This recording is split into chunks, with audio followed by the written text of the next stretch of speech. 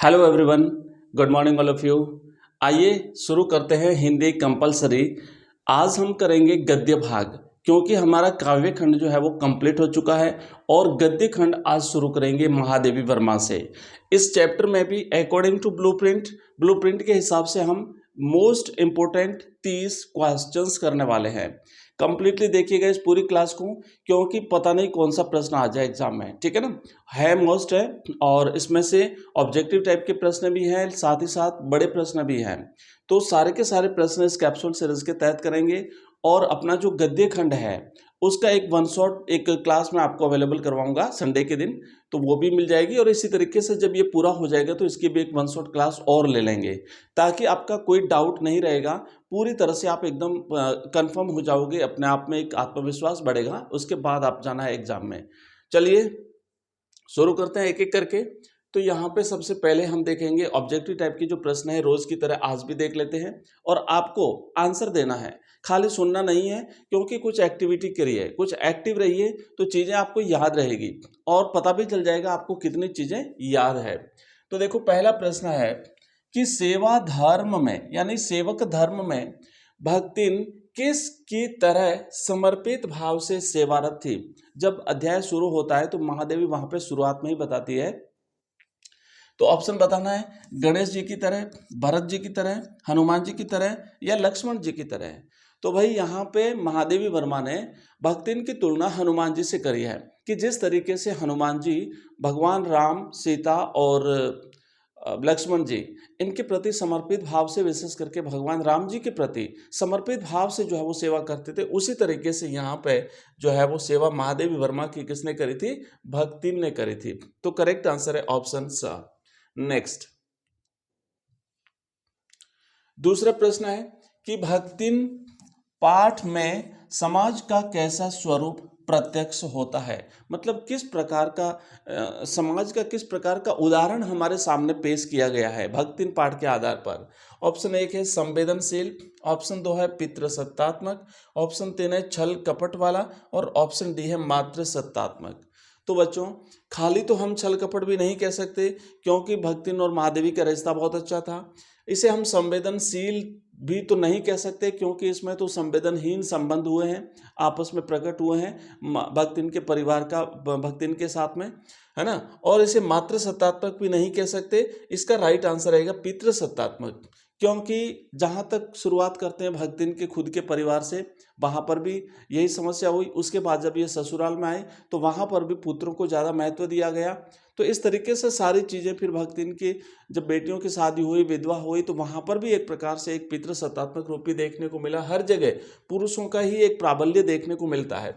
तो इसमें right answer रहेगा पितृसत्तात्मक जो पक्ष है वो इस पाठ के माध्यम से ज़्यादा स्पष्ट रूप से प्रभावशाली झलकता है।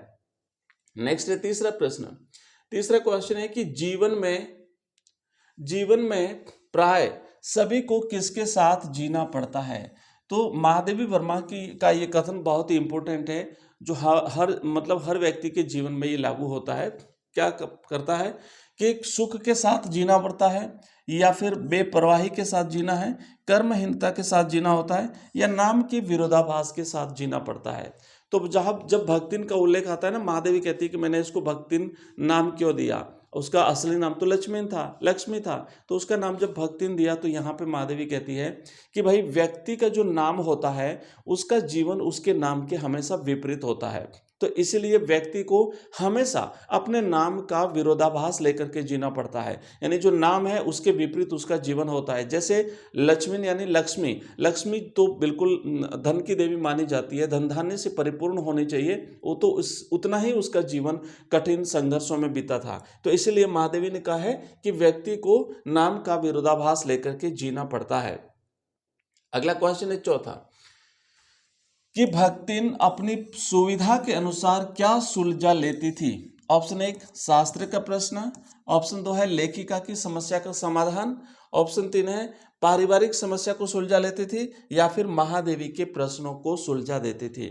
तो भक्तिन क्या करती थी कि शास्त्र के जो प्रश्न थे, है ना, वो अपने सुविधा अनुसार सुलझा लेती थी। जैसे वो जब सिर मुंडवाती थी तो वो कहती थी कि शास्त्रों में ऐसा कहा गया है कि तीर्थ गए मुंडाए सिद्ध, ठीक है। तो इस तरीके से वो फिर महादेवी पूछती थी भाई कौन से शास्त्र में ऐसा लिखा हुआ है, तो तुरंत उसका जवाब हाजिर होता था, वो बता देती थी। तो अपने हिसाब से वो शास्त्रों का अर्थ जो है वो लगा लेती थी। नेक्स्ट प्रश्न है 5वां, भक्तिन महादेवी जी की साहित्य की गद्य की कौन सी विधा में जाता है। मतलब ये जो पाठ लिखा हुआ है भक्तिन नाम का पाठ, वो साहित्य की कौन सी विधा में जाता है। ये संस्मरणात्मक रेखा चित्र है, ये संस्मरणात्मक निबंध है, ये संस्मरणात्मक कहानी है, या फिर ये संस्मरणात्मक जीवनी है। तो बच्चों यहाँ पे सही जवाब रहेगा कि भक्तिन जो है ये महादेवी का संस्मरणात्मक रेखा चित्र है। ओके, करेक्ट आंसर है ऑप्शन अ। अगला क्वेश्चन देखो, नेक्स्ट है टकसाल का अर्थ क्या होता है। महादेवी ने कहा था ना कि जब लगातार वो पुत्रियों का जन्म हो रहा था, 3 पुत्रियों को जन्म दिया, तो उसे खोटी टकसाल कह करके पुकारा गया। तो ऑप्शन क्या है इसका। ऑप्शन एक है 100 साल का समय, खोटा भाग्य, जहां सिक्के ढाले जाते हैं, या फिर आवाज करने वाला यंत्र। तो जहां सिक्के ढाले जाते हैं, जहां मशीन से सिक्के निकलते हैं, तो उसे टकसाल कहते हैं। यहाँ पे भक्तिन को उसके ससुराल वालों ने, उसकी सास ने, उसकी जेठानियों ने उसे खोटी टकसाल कहा, मतलब पुत्रियों को जन्म देने वाली टकसाल। तो ऑप्शन इसका राइट है नहीं भाई, ये गलत है। इसका करेक्ट आंसर है जहां सिक्के ढाले जाते हैं। टकसाल का अर्थ होता है खोटा भाग्य नहीं, जहां सिक्के ढाले जाते हैं वो टकसाल कहलाती है, ठीक है। ऑप्शन इसका ये उल्टा ऊपर नीचे हो गया है, तो ब ऊपर जाएगा। मतलब यहां आपको याद रखना है कि जहां सिक्के ढाले जाते हैं वो टकसाल कहलाती है। नेक्स्ट प्रश्न देखिए, अगला है 7वां, महादेवी वर्मा की रचना नहीं है, इसमें से कौन सी एक रचना महादेवी वर्मा की नहीं है। ऑप्शन एक है दीप शिखा, दूसरा है पथ के साथी, तीसरा है अतीत के चलचित्र, और चौथा है कनुप्रिया। तो राइट आंसर है ऑप्शन डी, कनुप्रिया जो है ये धर्मवीर भारती साहब की रचना है, महादेवी जी की रचना नहीं है। बाकी सारी रचनाएं महादेवी जी की हैं, दीप शिखा, पथ के साथी और अतीत के चलचित्र। और ये कनुप्रिया जो है ये धर्मवीर भारती जी की रचना है। इसमें धर्मवीर भारती ने इसमें, कनु का मतलब होता है बच्चों कृष्ण, कनु का मतलब होता है कृष्ण, प्रिय का मतलब होता है कृष्ण की प्रिया राधा। तो कृष्ण और राधा की जो भावाभिव्यक्ति है, मन के विचार, उसका सुंदर वर्णन इस काव्य में किया है।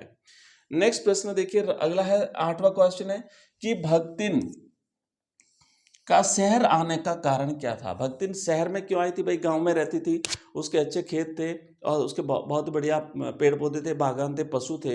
लेकिन क्या ऐसी परिस्थिति बनी कि भक्तिन को शहर में आना पड़ा नौकरी की तलाश में। वो कमाई करना चाहती थी, जमींदार द्वारा दी गई सजा के कारण, या फिर व्यवसाय करना, या फिर घर का कलह। मुख्य कारण क्या था। तो राइट आंसर था कि एक दिन आपको याद होगा कि जब उसकी बड़ी जो पुत्री थी, उसका बाद में जब उसके जो इस भाई थे, है ना, उसके जो छोटे वाले जो देरानियाँ जेठानियाँ थी, उसके साले से जब उसकी शादी कर दी जाती है, तो वो तो कमाता नहीं था। जब वो कमाता नहीं था तो फिर जो राजस्व होता था वो लगान जो चुका नहीं पाए ये लोग, और नहीं चुका पाए तो वे जमींदार ने उसको भक्तिन को सजा के तौर पर पूरे दिन धूप में खड़ा किया था। और इससे जो है वो स्वाभिमानी भक्तिन इतनी प्रभावित हुई कि वो दूसरे ही दिन तुरंत वहां से गांव छोड़ करके शहर आ जाती है। तो सही जवाब रहेगा इसका ऑप्शन ब। तो राइट आंसर ब है कि जमींदार द्वारा दी गई सजा के कारण। नेक्स्ट प्रश्न देखिए, अगला है कि भक्तिन सबसे ज्यादा किससे डरती थी। लेखिका से डरती थी, युद्ध से डरती थी, कारागार से डरती थी, या मालकिन की नाराजगी से डरती थी। तो सबसे ज्यादा डरती थी वो कारागार, यानी जेल जाने से डरती थी। वो जेल से बहुत ज्यादा डरती थी। तो राइट आंसर है ऑप्शन स, जेल से डरती थी। अगला क्वेश्चन देखो, नेक्स्ट हाँ 10वां प्रश्न है कि अजिया ससुर किसे कहा गया है। ऑप्शन एक है पति के चाचा को, ऑप्शन 2 है पति के मामा को, पति के दादा को, या पति के पिता को। तो अजिया ससुर है ना, यहाँ पे राइट आंसर रहेगा पति के चाचा को कहा गया है, जिसे काकिया ससुर भी कहते हैं। तो ये अजिया ससुर, पति के चाचा को। नेक्स्ट प्रश्न है 11वां, भक्तिन अपना वास्तविक नाम क्यों नहीं बताती थी। क्या कारण था कि भक्तिन अपना वास्तविक नाम भक्तिन, या फिर नहीं, मतलब उसका वास्तविक नाम लक्ष्मीन या लक्ष्मी था, तो वो क्यों नहीं बताती थी। समृद्धि सूचक था इसलिए, ईमानदार नहीं था इसीलिए, विरोधाभासी था इसीलिए, या नाम से उपेक्षा करती थी। तो अब उसे विरोधाभासी था लेकिन वो अपने नाम से उपेक्षा करती थी, वो अपना वास्तविक नाम लक्ष्मण किसी को नहीं बताना चाहती थी क्योंकि उसका जीवन बिल्कुल उसके नाम के विपरीत था, तो वो अपने नाम से उपेक्षा करती थी। करेक्ट आंसर द रहेगा कि वो अपने नाम से क्या करती थी, उपेक्षा करती थी। 12वां प्रश्न देखिए, भक्तिन का मूल नाम क्या था? भक्तिन का मूल नाम लक्ष्मण था, मालिन था, भक्तिन था या पुरखिन था? तो बच्चों करेक्ट आंसर रहेगा उसका मूल नाम लक्ष्मण था या फिर लक्ष्मी था। ये जितने भी ऑब्जेक्टिव टाइप के क्वेश्चंस हैं, इन प्रश्नों के साथ साथ अपने जो छोटे वाले प्रश्न हैं वो भी तैयार हो जाते हैं, बड़े प्रश्न भी, क्योंकि इसके आधार पर आप बड़े प्रश्नों का आंसर भी लिख सकते हो। ठीक है, और कंप्लीट जो है ना इसकी सीरीज जो है ना, ये हमने टोटल 2000 प्रश्न है, ये सीरीज आपको हमारा जो ऐप है एजुकेशन राइज वहाँ पे मिल जाएगी, और लिंक इस वीडियो के डिस्क्रिप्शन में दिया हुआ है। ये इस तरीके से आपको हमारा ऐप दिखेगा। ठीक है, या फिर मैं भी नंबर दूंगा बाद में, तो उस नंबर पे आप मैसेज करोगे तो आपको लिंक मिल जाएगा। अब नेक्स्ट देखो प्रश्न है कि भक्तिन का मूल नाम, हाँ हो गया, भक्तिन का मूल नाम था लक्ष्मण या फिर लक्ष्मी। अगला क्वेश्चन देखिए नेक्स्ट है 13वां, लक्ष्मी के पिता ने शास्त्र से आगे रहने की ख्याति कैसे कमाई? शुरुआत में कहा ना कि उसके पिता ने भी शास्त्र से आगे रहने की ख्याति प्राप्त करी, कैसे? पुत्री को अच्छा पढ़ा लिखा करके, पुत्री का अच्छा पालन पोषण करके, पुत्री का समय पूर्व विवाह करके, या पुत्री से अगाध प्रेम करके। तो समय से पूर्व उसका विवाह कर दिया था, जब वो बहुत छोटी थी, मात्र 5 वर्ष की उम्र में उसका विवाह कर दिया, 9 वर्ष की उम्र में उसका गौना कर दिया था। तो इसलिए जो है शास्त्र के अनुसार उन्होंने अपना काम पूरा कर लिया, ऐसा उसमें लिखा हुआ है। अगला क्वेश्चन देखो नेक्स्ट है कि लक्ष्मी कितने वर्ष की अवस्था में विधवा हो गई थी? 29 वर्ष की, 36 वर्ष की, 39 वर्ष की या 63 वर्ष की? तो बच्चों राइट आंसर रहेगा ऑप्शन अ, 29 वर्ष की जब वो थी तो वो विधवा हो गई थी। अगला प्रश्न देखो 15वां कि लक्ष्मी के अप्रत्याशित अनुग्रह के पंख कब झड़ गए? अप्रत्याशित मतलब जैसी उसे आशा नहीं थी, तो उस आशा के जैसी आशा नहीं थी उसके अनुरूप उसे भेजा जाता है, उसके मायके भेजा जाता है, लेकिन जैसे ही वो उस वहाँ पे पहुँचती है ना, गांव की सीमा में पहुँचती है, तो उसके वो जो पंख थे ना, वो बिल्कुल वहीं पे वहीं झड़ गए, क्योंकि जो जैसे ही लोगों ने उसे देखा, औरतों ने उसे देखा, उस पर कमेंट करना शुरू कर दिया था। तो गांव की सीमा में पहुँचते ही उसके अप्रत्याशित आशा के पंख जो है वो बिल्कुल वहीं के वहीं झड़ गए थे।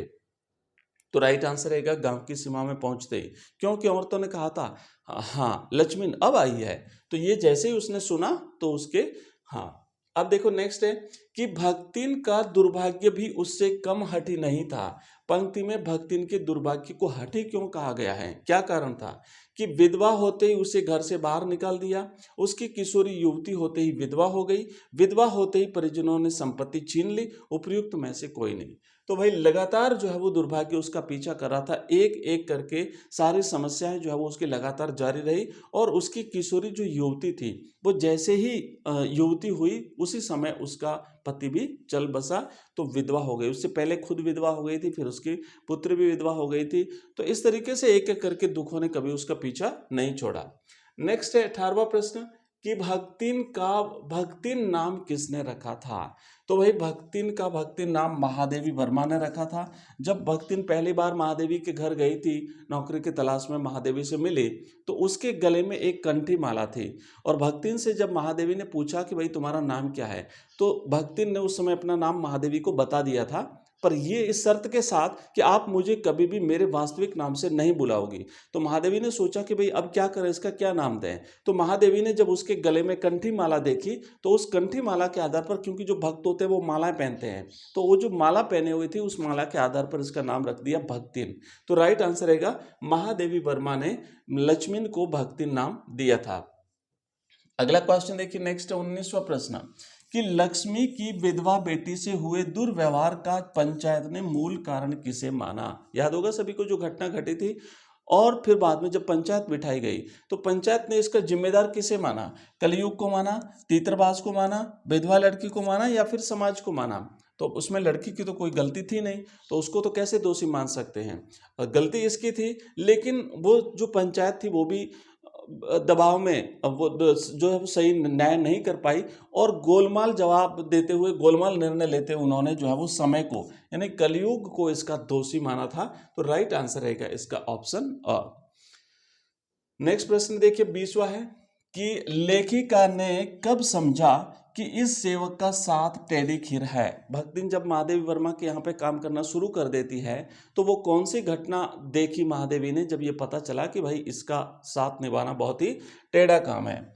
साड़ी को पवित्र कर पहनते हुए देख करके, सूर्य और पीपल का जल से अभिनंदन करते हुए देख करके, जप करने की मुद्रा में बैठ करके देखते हुए, या फिर कोयले से अपने साम्राज्य की सीमा रेखा खींचने पर। तो बच्चों करेक्ट आंसर रहेगा ऑप्शन डी इसका, कि जैसे ही उसने कोयले से अपने साम्राज्य की रेखा, मतलब जब वो सारा ये करने के बाद, कपड़े वपड़े धोने के बाद, स्नान वान करने के बाद जब वो रसोई में बैठ जाती थी और रसोई का जो जो अपना जगह होती थी उसको पवित्र करने के बाद में कोयले से एक लंबी रेखा खींच देती थी कि इसके भीतर कोई प्रवेश नहीं करेगा। तो ये जब महादेवी ने देखा तो पूछा भाई ये महिला तो बड़ी हाँ कठिन है इसके साथ रहना। तो नेक्स्ट प्रश्न देखिए कि लेखिका के भ्रमण की भी एकांत साथिन किसे कहा गया है। तो लेखिका महादेवी वर्मा जहां भी जाती थी वहां पर छाया के समान उसके साथ भक्तिन हमेशा रहती थी। तो इसलिए लेखिका ने भ्रमण के समय भी जो है वो महादेवी को अपनी एकांत साथिन बताया है। ऑप्शन रहेगा इसका डी आंसर। ठीक है, बाकी ये सभी महादेवी के यहाँ पे जो पालतू जानवर थे, जैसे हिरनी थी उसका नाम सोना था, उसके बाद जो कुत्ता था उसका नाम बसंत था, और बिल्ली थी उसका नाम था गोधुली। लेकिन भक्तिन हमेशा छाया के समान उसके साथ रहती थी, चाहे घर हो या चाहे बाहर हो। अगला क्वेश्चन देखिए नेक्स्ट है 21 के बाद 22वां प्रश्न, कि लक्ष्मी के जीवन के दूसरे परिच्छेद में भी सुख की अपेक्षा दुख ही अधिक है, ऐसा क्यों कहा गया है। तो भाई जब वो ससुराल में आ जाती है तो वहां पर भी क्योंकि उसके पूरे जो अध्याय है ना, इस अध्याय को 4 परिच्छेदों में विभाजित किया है महादेवी वर्मा ने। तो पहले परिच्छेद में भी दुख ने उसका पीछा नहीं छोड़ा, उसके पिता की मृत्यु हो जाती है। जब दूसरा परिच्छेद शुरू होता है तो वहां पर भी उसका दुख जो है वो उसका पीछा बिल्कुल भी नहीं छोड़ रहा है। लगातार जो है उसके साथ ये सारी चीजें हुई थी। क्या क्या हुआ था कि उसने 3 पुत्रियों को जन्म दिया था भाई, उसने 3 पुत्रियों को जन्म दिया और इसीलिए उसे उपाधि मिली थी खोटी टकसाल। अगला क्वेश्चन दिया था वह विधवा हो गई थी और उसके बाद में उसकी पुत्रियों के साथ भी भेदभाव हुआ, उसकी पुत्री भी जो विधवा होती गई, फिर उसके साथ दुर्व्यवहार भी हुआ। ये सारी परिस्थितियां जो है वो महादेवी को झेलनी पड़ी थी। अगला क्वेश्चन देखो 23वां प्रश्न है कि भक्तिन और लेखिका के बीच में संबंध था। कैसा संबंध था, सेवक स्वामी का या फिर गुरु शिष्य का, माता पुत्री का, या फिर 2 बहनों का।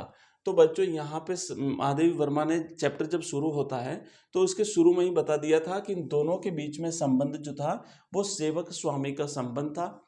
और यहाँ पे सेवक था भक्तिन, स्वामी था महादेवी वर्मा। और महादेवी वर्मा ने हनुमान जी से भक्तिन की तुलना भी करी है कि जिस तरीके से हनुमान जी समर्पित भाव से भगवान राम जी की सेवा करते थे, वैसे भक्तिन जो है वो महादेवी की सेवा करती थी। भक्तिन कारागार से वैसे ही डरती है जैसे जैसे और किससे, कारागार मतलब जेल जाने से डरती है, जैसे यमलोक से, ससुराल से, मायके से, या फिर छात्रावास से। तो भाई ये छात्रावास से तो नहीं डरती थी, मायके से भी नहीं डरती थी, ससुराल से भी नहीं डरती थी, लेकिन डरती थी यमलोक से। तो जिस तरीके से यमलोक से डरती थी उतना वो जेल जाने से डरती थी। 25वां प्रश्न है कि भक्तिन में दुर्गुणों का अभाव नहीं था। लेखिका के मतानुसार कहना उचित है, अनुचित है, कुछ नहीं कहा जा सकता, या उपयुक्त में से कोई नहीं। तो ऐसा कहना अनुचित है, क्यों, क्योंकि उसमें दुर्गुण भी थे। तो ऐसा नहीं कह सकते कि भक्तिन में दुर्गुणों का अभाव था, ऐसा कहना अनुचित है। तो राइट आंसर है इसका ऑप्शन ब। अगला क्वेश्चन देखो नेक्स्ट है 26वां प्रश्न कि भक्तिन के मतानुसार उसकी मालकिन किस काम में गड़ी रहती थी। मतलब उसकी मालकिन कौन थी, महादेवी वर्मा। तो महादेवी वर्मा दिन भर किसी न किसी काम में लगी रहती थी। वो कौन सा काम था, घर गृहस्थी का काम, छात्रावास में, किताबों में, या फिर विद्यालय में। तो भाई वो लगातार कुछ लिखती रहती थी, वो किताबों में गड़ी रहती थी। इसीलिए सही जवाब रहेगा ऑप्शन स। भक्तिन के अनुसार उसकी मालकिन जो है वो हमेशा किताबों में गड़ी रहती थी, और जैसे ही महादेवी वर्मा की कोई किताब प्रकाशित होती थी तो उसमें सबसे ज्यादा खुशी जो है वो भक्तिन को होती थी। अगला क्वेश्चन देखिए, अब थोड़े बड़े प्रश्न भी अपन कर लेते हैं, ठीक है। और ये प्रश्न ऐसे हैं कि ये अच्छी तरह से थोड़ा सा ध्यान से देख लीजिए। प्रश्न लगभग यही आएंगे, और अगर इससे मिलता जुलता भी आ गया तो आप आंसर लिख देंगे, ऐसी पोजीशन में आ जाएंगे। थोड़ा सा इसे ध्यान से समझिएगा। प्रश्न क्या है कि महादेवी के प्रति अनमोल आत्मीयता से युक्त भक्तिन के बहाने क्या संदेश दिया गया है। भाई, महादेवी वर्मा जो थी वो भक्तिन नाम का जो पाठ है, इसमें से इस पाठ के माध्यम से कोई न कोई संदेश दे रही है। क्या बता करके? भक्तिन को महादेवी के प्रति पूर्ण रूप से समर्पित बता करके वो कोई संदेश देना चाहती है। तो क्या संदेश देना चाहती है, इससे रिलेटेड और भी बहुत सारे प्रश्न बन सकते हैं। तो वो सारे प्रश्न अगर बनते हैं ना, तो भी आप इसका आंसर इस तरीके से लिखेंगे कि भक्तिन महादेवी के जीवन में आकर छा जाने वाली एक ऐसी परिस्थिति दिखलाई पड़ती है जिस कारण लेखिका अपने व्यक्तित्व का जरूरी अंश मान करके भक्तिन को खोना नहीं चाहती। मतलब जब पाठ समाप्त भी होता है तब भी महादेवी ये कहती है कि मैं इस पाठ को पूरा करके भक्तिन को खोना नहीं चाहती। मतलब ऐसा लगेगा कि भक्तिन अभी भी महादेवी के साथ ही है। तो ये एक ऐसा आत्मीय भाव दोनों के बीच में हो गया था कि वो एक दूसरे से अलग नहीं होना चाहती। भक्तिन भी महादेवी से अलग नहीं होना चाहती थी और महादेवी भी उसे खोना नहीं चाहती है। अतः परिस्थितिवश अक्कड़ बनी महादेवी के प्रति अनमोल आत्मीयता से भरी भक्तिन के माध्यम से स्त्री अस्मिता की संघर्षपूर्ण आवाज के रूप में पढ़ा जाने वाला संदेश दिया है। तो ये जो है ना, ये लाइन ये आपको ध्यान रखनी है कि महादेवी के प्रति यहाँ से लेकर के यहाँ तक संघर्षपूर्ण आवाज, ठीक है। तो ये संदेश जो है दिया है कि किस तरीके से एक स्त्री को जीवन में संघर्षों का सामना करना पड़ता है, चाहे वो अपना पीयर हो, चाहे ससुराल हो, या और किसी परिस्थिति में अगर उसे जो है वो इन प्रकार की समस्याओं का जीवन में सामना करना पड़ता है। नेक्स्ट प्रश्न देखिए 28वां है कि भक्तिन के चरित्र में क्या केवल स्वाभिमानी स्त्री का गुण ही था या कुछ और भी था। तो देखो, जब हम पढ़ते हैं कि भक्तिन में स्वाभिमानी स्त्री के गुण के अतिरिक्त भी अनेक गुण थे। स्वाभिमानी का गुण तो था ही था, इसलिए तो जब उसे धूप में खड़ा किया तो फिर वो वहां से जो है वो निकल जाती है दूसरे दिन और शहर आ जाती है। लेकिन इसके अलावा और भी गुण थे। वह मान सम्मान का ध्यान रखने वाली, मेहनती भी थी, ध्यान रखना, खूब मेहनत करती थी। उसके ससुराल वाले सारे लोग जब उसके विपरीत थे, वो लोग बैठे रहते थे, लेकिन महादेवी काम करती थी। वो स्वावलंबी भी थी और कठिन परिस्थितियों का मुकाबला करने वाली स्त्री भी थी। पति की मृत्यु के बाद वह संपत्ति के लोभी जेठ जिठोतों का डट कर के सामना करती है, हिम्मत वाली भी थी। वह कर्तव्यपरायण, लगनशील और धार्मिक आस्था रखने वाली स्त्री थी। इसलिए तो वो करले में गंठी माला लगाना, है ना, सिर मुंडवाना और ये सारे कार्य करती थी। और वह सेवक धर्म का दृढ़ता से पालन करती है जब वो महादेवी के पास चली जाती है। तो इस तरीके से भक्तिन में स्वाभिमानी गुण के अलावा बाकी सारे गुण भी थे। मेहनती होना, कर्तव्यपरायण होना, संघर्षशील होना, स्वाभिमानी होना, लगनशील होना, धार्मिक आस्था रखने वाली स्त्री होना, ये सारे गुण उसमें थे।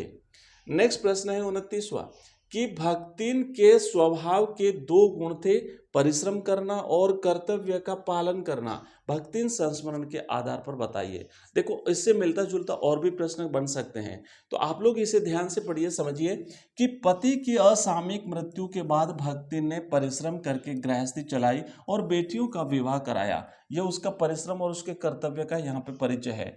लेखिका की सेविका बनने पर वह प्रत्येक काम परिश्रम से करती थी और मालकिन को प्रसन्न रखना अपना कर्तव्य मानते थे। इसी कारण लेखिका के प्रत्येक काम में सहायता करती थी। अतः परिश्रम करना और कर्तव्य पालन करना उसका जो है वो स्वभाव बन गया था। तो इस प्रकार हम कह सकते हैं कि वो परिश्रमी थी और साथ ही साथ वो कर्तव्य पालन बड़ा ईमानदारी से करती थी। वो कभी किसी काम को टालती नहीं थी। जैसे महादेवी के पास भी रहती थी, तो महादेवी अगर देर रात तक भी जब कुछ लिखती थी ना, तो वो बिल्कुल दरवाजे पर वहीं पर बैठी रहती थी, लगातार महादेवी की तरफ ध्यान रखती थी कि जैसे ही महादेवी अगर पेन भी रख लेती थी तो वो तुरंत जो है वो उठ करके सहायता करने को तत्पर हो जाती थी। तो कामचोर, लापरवाह बिल्कुल भी वो नहीं थी। अगला क्वेश्चन है 30वां। प्रश्न ये है कि तब मैंने समझ लिया कि इस सेवक का साथ टेढ़ी खीर है। लेखिका ने ऐसा किस कारण और कब कहा था, समझाइए। अब देखो, जब हमने ऑब्जेक्टिव टाइप का प्रश्न किया था ना, उसमें भी इस टाइप का प्रश्न आया था। तो ऑब्जेक्टिव टाइप के जितने भी हमने प्रश्न किए उससे आप बड़े प्रश्न आराम से कर सकते हो। अगर थोड़ा सा उसे समझते हो ढंग से, अगर उसे थोड़ा सा सोच विचार चिंतन करते हो तो निश्चित रूप से आप बड़ा प्रश्न कर पाओगे। इसी प्रश्न को हम ऑब्जेक्टिव में भी कर सकते हैं कि जब उसने अपने वो जो चौक था जहाँ पे वो खाना भोजन बनाती थी उस पे कोयले से एक लक्ष्मण रेखा खींच लेती है कि भाई इसके अंदर कोई प्रवेश नहीं करेगा। ठीक है, तो उसी को यहाँ पे थोड़ा विस्तार रूप में लिखना है।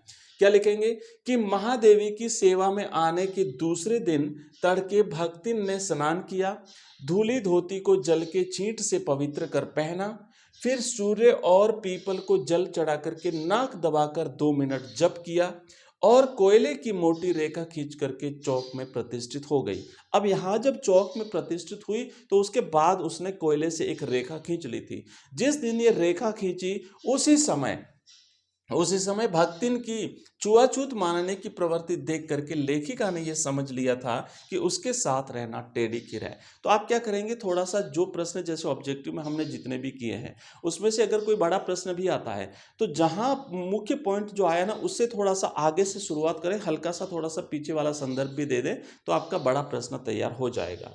नेक्स्ट देखिए, अगला क्वेश्चन है 31वां प्रश्न। नहीं, बस आज की क्लास में बस इतना ही है। तो देखो बच्चों, हमने ये था हमारा गद्य खंड का जो पहला पार्ट था, भक्तिन महादेवी वर्मा हमने किया है।